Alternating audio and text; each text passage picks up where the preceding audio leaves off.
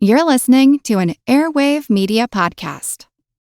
My brother-in-law died suddenly, and now my sister and her kids have to sell their home. That's why I told my husband we could not put off getting life insurance any longer. An agent offered us a 10-year, $500,000 policy for nearly $50 a month. Then we called SelectQuote. SelectQuote found us identical coverage for only $19 a month, a savings of $369 a year. Whether you need a $500,000 policy or a $5 million policy, SelectQuote could save you more than 50% on term life insurance. For your free quote, go to SelectQuote.com. SelectQuote.com. That's SelectQuote.com. SelectQuote. We shop, you save. Full details on example policies at SelectQuote.com/commercials.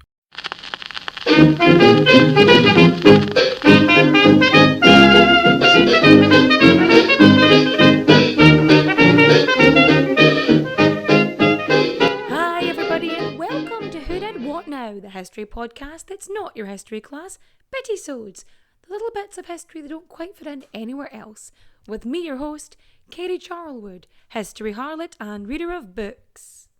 So I made this video on TikTok for yonks ago about how Diana, the Princess of Wales, had not been assassinated by the royal family for being too much of a problem, and that the conspiracy theory surrounding the crash is just one, ridiculous, and two, completely improbable, almost impossible. The variables alone are wild. See, back in my adolescence, I had garnered this unnatural obsession with celebrity deaths. And I was kind of into very macabre things. I still am for a lot of things. Especially being someone who, I'm a social scientist who teaches history on the internet. So clearly, dead people are kind of my thing. I do feel like losing 3 grandparents in the space of 11 months. For some reason, I had it in my head it was 13, but it was 11. It was under a year. I'd lost 3 grandparents. It was fun. I was into dark history at the best of times. In fairness, most history isn't exactly fluffy and light. It's usually quite sad. But anyway, I got really into famous deaths and things, and I'd actually watched, all the news come out about Diana's death at the time. And, I watched the funeral on TV. I think I mentioned this before. I think I mentioned this in the Prince Philip. So I grew up always knowing who Diana was, and I was very aware of her death, and I was very aware of everything going on, and I'll admit, I fell hook, line, and sinker into this whole conspiracy. But one of the first things I remember being told when I was studying history, psychology, sociology, was that if you want to prove that something is correct, you have to try and prove that it's incorrect. Because it's all about internal bias, and you have to try and work against your own bias, because otherwise you could easily falsify data into, falling into your way of thinking. And I was very much convinced that, the royals were involved and there was a massive conspiracy and all these kind of things. And the more I looked into it, and the more I tried to look for a rational explanation of A, B, and C, the more I found it. Now, I don't expect everyone to agree with everything that I'm saying. You'll probably find some reason to disagree with me or some argument. But with this video that I posted ages ago, people started asking questions. Well, what about this? And what about that? And a lot of it actually comes under misinformation. Kind of like the whole Mandela effect thing, when someone is presented with false information and then that false information is reinforced. I know I'm being really technical on this episode, aren't I? Normally I'm like, fuck this, bollocks that. But anyway, I was getting asked all these questions, so I started making a couple of videos on it. And then I thought, you know what, I'm being asked too many questions. I'm just going to make an episode and just work through the timeline and then hopefully answer the sort of conspiracy theories relating to it. Because a lot of mysteries, I find, have an explanation. I also find that most people are unhappy with those explanations, but that's neither here nor there. I'm going to tell you the events as I would any other historical event. And at the end, if I haven't already covered them, I'm going to go over the main conspiracy ideas as well. Are you sitting comfortably? Good. Then let's begin. It's a summer's day in the late 1900s, and Diana, Princess of Wales, the former wife to the current King Charles III of England, she was out there, divorcée, living her best life. You see, post-divorce Diana, she was firmly out with the firm's grasp. She had a shitty marriage, she was out of that, she had a decent divorce settlement, she was travelling the world doing her charity work, and she had just spent the last 8 days swanning about the Italian and French Riviera on a yacht owned by her lover, Dodi Al-Fayed. So Dodi Al-Fayed, he was an Egyptian film producer and son of billionaire Mohammed Al-Fayed. So after a short holiday in the Riviera, the two of them land in Paris on the 30th of August 1997. And they weren't even supposed to be in Paris that night. The initial plan was for Diana to go straight to England because she wanted to see William and Harry because they were about to start back at school. But Dodi wanted to stop off in Paris. So last minute change of plans, they decide to go there. What's weirder still is that being with Dodi was another last minute plan, because she was supposed to go to Italy with her friend, but her friend's father died suddenly. So last minute she's like, fuck it, I'll go see Dodi instead. You know, there's no harm in really wanting to get the most out of your summer. So they land in Paris and they try to go out to dinner, but they get swarmed by the paparazzi and they end up just trying to dine at the Hotel Ritz. So the Al-Fayeds, they owned the Hotel Ritz, and Dodi also had an apartment on the Champs-Élysées. So they try and go out. It doesn't really work out because the paparazzi they're just swarming like bees. So they decide, fuck this for a game of soldiers, and decide to just dine at the Ritz. So they're in the dining room. They feel a bit weird because people keep looking at them, which, you know, I'm sorry, isn't really that surprising when A, your dad owns the hotel, and B, you're a fucking princess. The people's princess, some might add. So, you know, people are going to look at you. I feel like, hey, if you go to a public place and you're that famous, people are probably going to notice you. Anyway, they go up to his suite for a bit, and while they're up there, the paparazzi are still hanging out outside.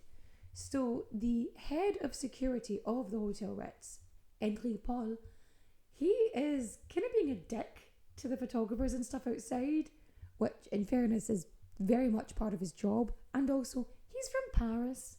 We kind of expect that. If you're not a little bit rude, are you really Parisian? And it probably doesn't help that he had 2 liqueur wines over the course of the evening. So instead of spending the night in the suite at the Hotel Ritz, they decide that they're going to go to Dodi's apartment, which is just off the Avenue Les Champs-Élysées. It was on the Rue Arsène Housset, I think. I probably butchered that pronunciation as well. But there are 2 cars sitting outside the hotel. So they are armoured Mercedes-Benz S-Class sedans. There's probably a more technical name than that. I don't know. I don't know vehicles. That's just not my thing. So there's one at the front of the hotel and there's one at the rear entrance of the hotel. So there are 2 cars. So the decoy car at the front of the hotel, it fucks off, and about 30 or so photographers follow it, with the plan being that Dodi and Diana would be able to sort of escape out the back and not be noticed and go into their other armoured Mercedes, whatever. And their ruse had worked on some of the paps, but not all. So they were still being followed. So Dodi, Diana, Henry Paul, and Trevor Rhys-Jones, who was one of the Al-Fayed's protection team, basically one of his bodyguards, right? So Paul and Rhys-Jones, they're in the front of the car, and Dodi and Diana are in the back. Right, so you've got some reports that are saying that Rhys-Jones was the only member of the car to be wearing a seatbelt, and then other reports are saying that nobody in the car was wearing a seatbelt. But anyway, so the car speeds away from the Rue Cambon, crosses the Place de la Concorde, goes down along the Cours la Reine and the Cul Albert, and then into the Pont tunnel. Now we can only assume that this direction was taken to shake off paparazzi, because this is nowhere near a direct route to Dodi's apartment. You're crossing the river. You shouldn't need to cross the river. So this car is speeding through the tunnel at twice the speed limit, The Alma Tunnel speed limit is 50 kilometers per hour. So that's 31, I think, miles per hour. And so they were going as 105 kilometers per hour, which is 65 miles per hour. So they are going double the speed they should through this fucking tunnel. And the driver loses control of the car, hits a white Fiat, of all things, a Fiat. Now, I don't know much about cars, but Fiats are really not the sturdiest of vehicles, especially when faced with a fucking armoured car. So this is only 3 minutes after they've left the hotel. So 12:23, he's going to the tunnel, hits the Fiat, swerves to like the left of this two-lane carriageway, and fucking head first the car hits into this pillar. It's the 13th pillar that supports the roof of the tunnel, because they don't have guardrails, or at least they didn't then. I'm not sure if they do now. So after smacking head first into this, the car spins and then hits the wall backwards. And even though it's an armoured car, like the front of this is smooshed. I don't want to say like an accordion. It's like if you got a Coke can and you just crush it in your hands. Like it looks like you've just woofed the thing in. Like it does not look like an armoured vehicle. But I suppose that's what happens when it hits a motherfucking pillar. So this entire time, the car is being followed by paparazzi on motorbikes. So they were obviously travelling a wee bit slower. So as they come upon the scene, paparazzi, they kind of break into two groups. You have one kind who rush in and are trying to help because there's smoke coming from the vehicle and they're worried the thing's just going to, probably they're worried it's going to explode because movies make people think that cars explode when really they just go on fire.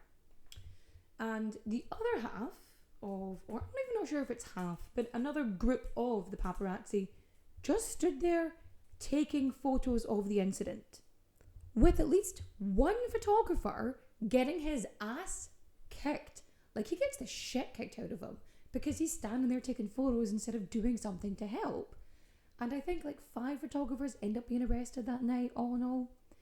So at 12:30, so it's 30 minutes after midnight, 7 minutes after the crash has occurred, the police are on the scene. So the French police are there and the ambulance arrives 5 minutes later. But just like the witnesses and paparazzi before them, they cannot get into this fucking car. In the meantime, however, police manage to arrest some photographers and then confiscate cameras and film. After all this, by the way, just so you know, the police end up impounding like a bunch of these paparazzi's vehicles, you know, as evidence and whatnot. So the fire brigade land on the scene, and the only way to get anyone out of the vehicle is to cut open the roof to remove them. So inside the car, you've got 4 occupants, really. You've got Diana, who is on the floor, huddled and crying. She's in shock. You've got Dodi Al-Fayed, who is clearly dead. You have the driver, Henry Paul, who also appears to be deceased. And then you've got Trevor Rhys-Jones, who is, he's visibly injured. He looks severely injured, but he's, like, to look at him, he looks like he is in a far worse condition than Diana is. And so for about 30 minutes, Diana is trapped in a car wreck with 2 corpses and 1 severely injured person. The firefighters managed to cut open the roof and then remove Diana from the vehicle. So Diana, she's conscious. I mean, she is very clearly in shock and definitely disorientated, but like her wounds, they all seem very superficial because the ones you see are like a wee minor head wound and it just seems like nothing, right? So they have to sedate her because she's in shock. So, you know, people are trying to grab her, they're trying to help her, and she's like pushing people away because, again, she's just been in a fucking car accident. And there are some paps still trying to take photos of her. So there's a doctor on the scene and he's like, this woman is clearly in shock, and they try to, you know, put a drip in her arm. And she just starts shouting like random shit. It's very incoherent. And she rips the drip from her own arm. You know, because she's not, I mean, you're not compos mentis at that point, are you? Because again, fucking car accident. So because she is clearly disturbed and, they need to be able to check what injury she has, because even though she doesn't have any visible injuries, they know that being in any kind of collision, there's probably going to be some kind of damage there. So they sedate her, and at 1 a.m, she goes into cardiac arrest. Her heart stops. The ambulance team performs CPR, they get her heart beating again, and then they move her into the ambulance at 1:18 a.m, so 18 minutes after the cardiac arrest. Now I need you to remember that this is France, Paris, France, and that wherever you are, your emergency responders might have a different way of doing things. And when incidents like this happens, a specialised ambulance is sent to the scene. Now, it's effectively an emergency room on wheels, and it's not only staffed by paramedics and first responders. There's a triage emergency doctor on board. So what they try and do is stabilise her. So they have to get her ventilated, they have to get everything going, they have to make sure she is stable before they travel. So her blood pressure drops, and they're really worried she's going to have another cardiac arrest, because at this point they are unaware of all of the internal injuries that she has sustained and the impact of the crash. So yes, at 1:18 a.m, she is moved into the ambulance. They make sure she is stable, that she's on her ventilator, all that kind of stuff. And when they feel that she is stable enough to travel, they leave at 1:41 a.m. Now, they tell the driver of the ambulance to drive slowly, because there are some things you just cannot do when you're being jostled around the back of an ambulance down a road in Paris. Being a part of a royal family might seem enticing, but more often than not, it comes at the expense of everything else, like your freedom, your privacy, and sometimes even your head. Wondery's new podcast, Even the Royals, pulls back the curtain on royal families, past and present, from all over the world, to show you the darker side of what it means to be royalty. From icons like Grace Kelly, Oscar-winning actress turned Princess of Monaco, who the world saw as the ultimate good girl. She mastered playing a happy wife and mother, but beneath it all, she was desperately lonely. Grace spent her whole life working towards perfection, and it ultimately cost her her happiness. Or King Ludwig II from Bavaria. He was only 18 when his father died, leaving the crown to him and a duty to rule that he never wanted. He refused to lead, and used the funds from the royal treasury to further his extreme love of opera. But this choice eventually cost him the crown and his life. Follow Even the Royals on the Wondery app, or wherever you get your podcasts. You can binge Even the Royals ad-free right now on Wondery Plus. So they're driving slowly, and they have a police escort so that they can basically go down the road without there being any obstructions. And as they're approaching the hospital, Diana's blood pressure drops again and she goes into cardiac arrest. So they have to pull over at the Jardin des Plantes.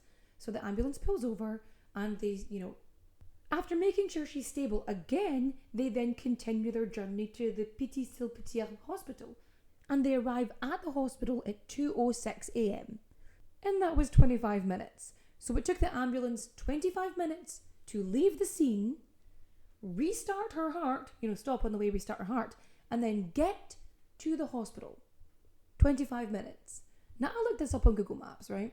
The average drive time from the tunnel to the hospital is 22 minutes. Which in fairness is pretty good going. And it's only when she's lying on the operating table do they realise how fucking bad these internal injuries are. So because Diana was sitting kind of sideways in the car when the impact happened, her right ribs and arm were fractured. And then her right collarbone was dislocated. She also had bruising and swelling of the brain. There was, I think, a gash on her thigh. And then there's the organs. So several organs had been displaced because of the, smack, the sudden deceleration of the car. And of course the force in which she was hurtled against that front passenger seat. Her heart was over on the right side of her chest. So the heart is usually kind of slightly to the left. It's not really that far left. It's left of center. But her heart had been displaced over to the right. And this had caused an aortic tear. So basically, her pulmonary vein was just fucking ripped, right? Which caused her to bleed out into her chest cavity. So she was just internally bleeding. So for over 50 minutes, the staff of the hospital, they are trying to, keep her alive. You have staff constantly massaging her heart while they're trying to clamp this, the pulmonary vein. They're trying to stop the bleeding, they're trying to repair it, and, they're doing the shocks, they're doing it all, but nothing is working. They're not, it's a lost cause, effectively. So for over 50 minutes, they work on her, and it's clear she's not going to be revived. And at 3 a.m.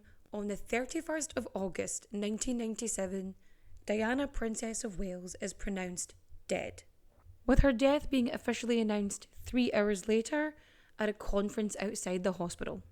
So Diana's body is brought back to England with her sisters, her ex-husband, and it goes for a post-mortem. And naturally with a post-mortem, there's blood tests and examinations and everything like that. So Diana's bloods come back and the tests come back and everything is fairly normal. For her, everything's typical, So because Dodi Al-Fayed and Henry Paul were pronounced dead at the scene, they were removed from the wreckage and then taken directly to the Paris mortuary. Because it's procedure. You don't take dead bodies to hospital, you take the dead bodies to the mortuary. So the driver, as it turns out, his blood alcohol level was 3.5 times the French legal limit. So it was, 1.7 grams per litre of blood? And they also discovered that he was on antidepressants and antipsychotic medication, which are not really meant to be taken with alcohol, for obvious reasons. So Mohammed Al-Fayed, Dodi's father, he gets this British pathologist to challenge the blood alcohol level. So the French authorities do one test, the British pathologist does another test, and so they do a third test.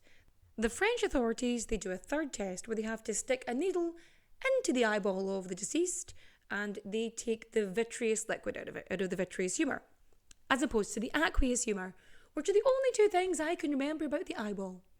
I just like the fact that it's called humour. Anyway, so they take the liquid out the eyeball juice, if you will, and they test it, and it not only confirms the blood alcohol level, but it also confirms the traces of antidepressants.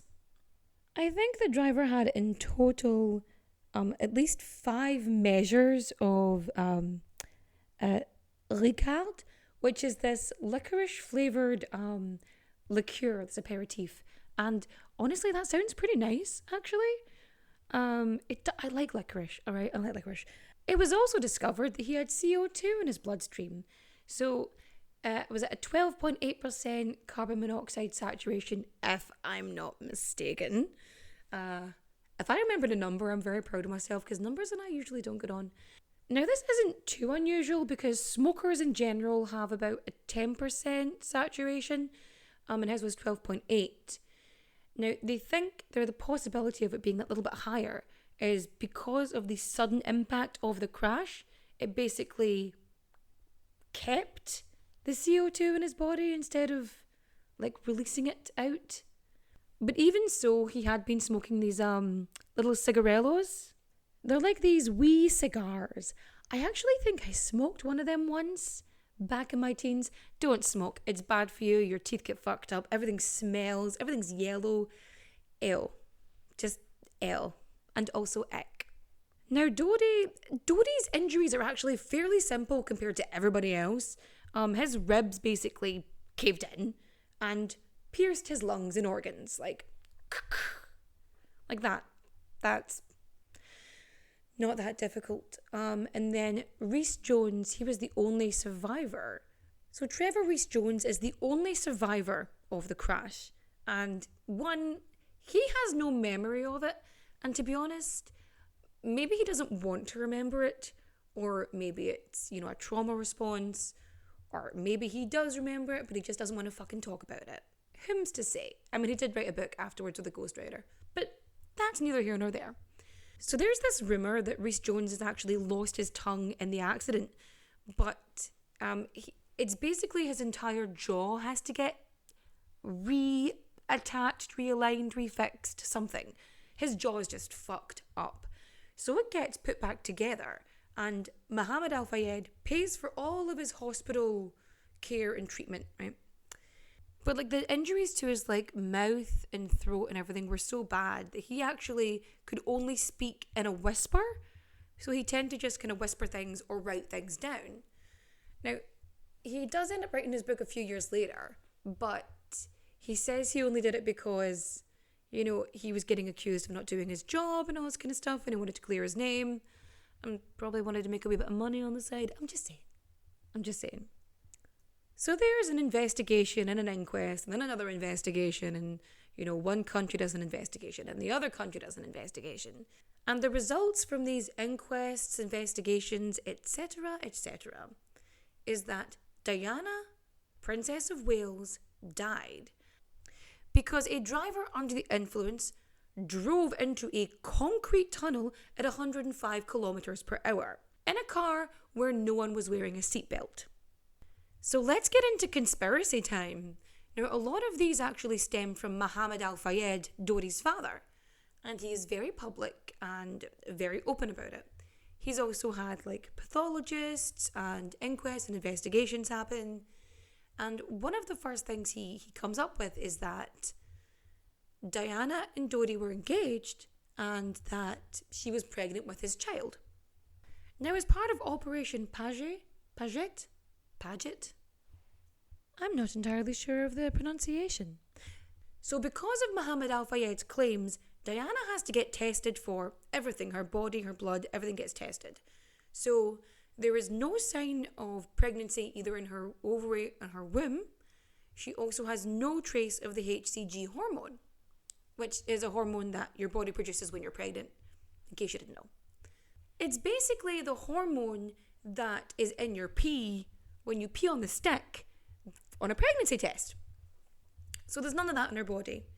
And they also discover that Diana was on birth control. Like, she was on birth control. So she was definitely trying not to be pregnant. And there's no evidence that backs up the engagement thing.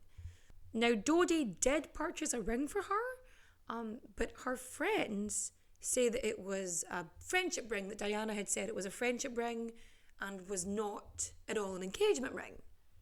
But here's the thing. If Diana was planning on getting engaged, fine. Maybe she didn't want to tell people. Also fine. But she definitely wasn't pregnant, so we know that much. Then, of course, we have the mysterious Fiat Uno, the white Fiat that the car hit on its way in.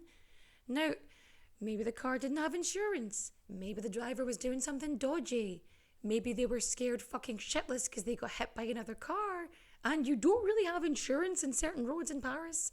Then, of course, we have the mysterious white Fiat Uno, which Mohammed Al Fayed said was driven by MI6 and was deliberately there to cause the crash, which nobody knew what route they were taking. And, okay, now, I don't know what it's like in the Pont d'Alma tunnel, but there's one roundabout. There's a roundabout in France, in Paris. I think it's around the Arc de Triomphe. I could be wrong. And there's like no insurance on it. Like, if something happens there, like, you're fucked.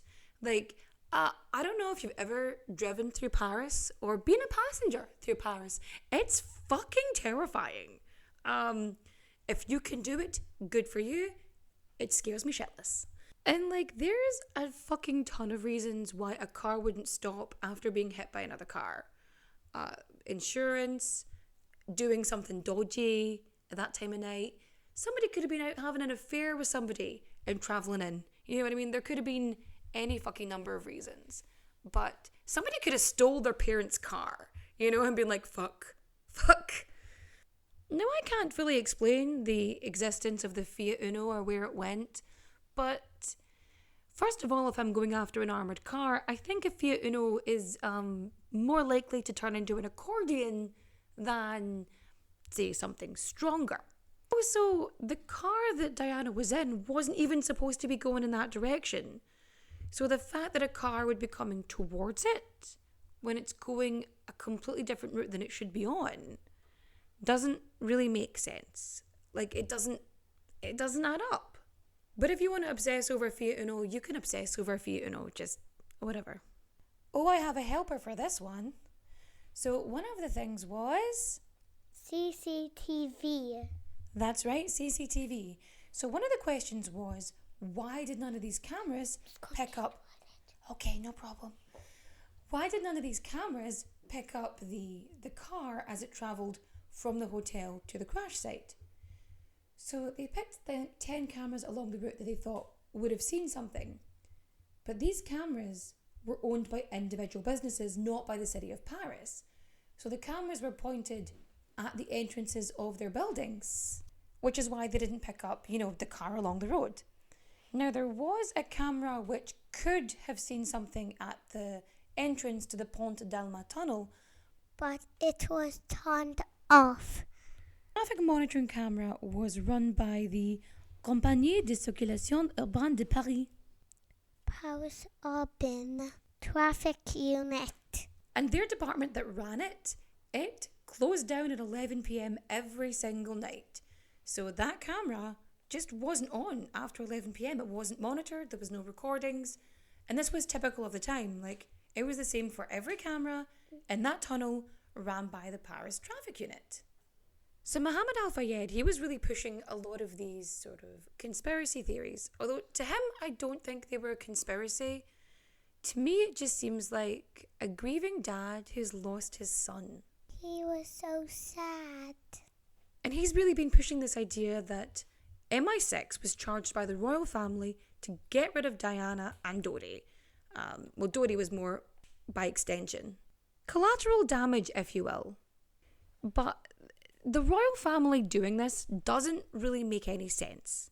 I mean, apart from the fact if anybody was involved in this, the amount of dominoes you would have to have, like, in a row, all your ducks in a row, I'm not mixing metaphors, and the amount of things you'd have to have in place, the amount of people that would have to be involved. I mean, not only is it logistical nightmare, but someone at some point would have spilled the beans. There is no way you could have the amount of people you would need to have involved, because you would need to have a backup plan, and your backup plans would need backups. You would need to have so many things because, again, all of the variables. Because one, they weren't meant to be in Paris. This was Dodi's idea. They would have to have suddenly all of these agents working in tandem in this location, even though she was supposed to be in a different fucking country at that point. Like, there was no reason for her to be there. You've also got the fact that Diana was very much pushed as the people's princess, the princess of the people, by her having a horrific accident. Anything that could even remotely put suspicious on the royals, on Charles, on all of that, it just makes them look really bad. The firm may not be short of faux pas or two, but they're not bloody stupid. They're not that bloody stupid, I should say. Because why would they orchestrate an event which could very easily paint Charles as the villain? Like, what's the point?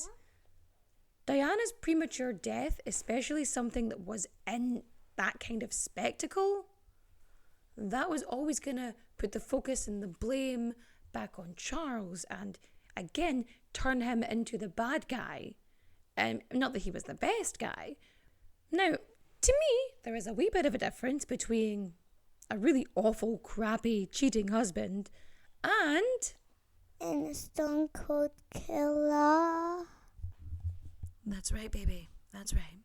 But at the end of the day, it just doesn't add up. It doesn't make sense. And, it's a tragic, horrific accident. And sometimes bad stuff just happens. And you do accept that bad stuff happens. And that not everything is orchestrated. Not everything is some massive conspiracy. Sometimes bad things just happen because you're famous and people are chasing you and you're not wearing a seatbelt and your driver isn't being careful and you go head first into a concrete pillar. It's not good. But yeah, that's the end. That's the end of the story. And if you liked this telling of basic factual information, then you should rate and review. How many stars should they give me? 5. That's right. You don't want to upset the child now, do you? No, you have to give me 5 stars now. And say good things. Anything. You don't even have to say good things. You can say mean things as long as you give me 5 stars. I'll take it. I will actually read a review if you've got a 5 star on it. If you've got a 1 star, I just won't read you and I won't listen. So the best thing to do is just give me 5. Will that work? Is that convincing enough? Yes. Now, I don't usually do recommendations on the Bittisodes, but I have been listening to a Game of Thrones fan cast for season 8. I think it's like 10 episodes. I'm not all the way through yet. But so far, it is so good. Like, it is devastating and upsetting and perfect. Like, it does all the things I wanted. It is showing me characters the way I wanted them to, like, grow and evolve and do the good and the bad things and the morally grey things. And it's just so much better written than the actual last season of Game of Thrones. Like, it's wild. It's so good. So if you haven't listened to it, I think it's currently trending on Apple Podcasts and Spotify in like the TV and movies section in the podcasts. Go listen to it. It is completely non-profit. It is just a work of fan fiction and it's amazing. Sorry, my voice is barely lasting this entire episode. Don't forget, you can follow me on all the social medias. I am on TikTok, I am on Twitter, I am on Instagram. You will either find me under Who Did What Now Pod or Who Did What Now PD on Twitter, or even The History Harlot. I'm everywhere. Now, I am going to bid you all farewell. And someone else has something they want to say to you before we say goodbye. I love you all. You're the best. Did you hear that? You're the best. Adios, au revoir, auf Wiedersehen, my friends. Bye-bye. Bye-bye.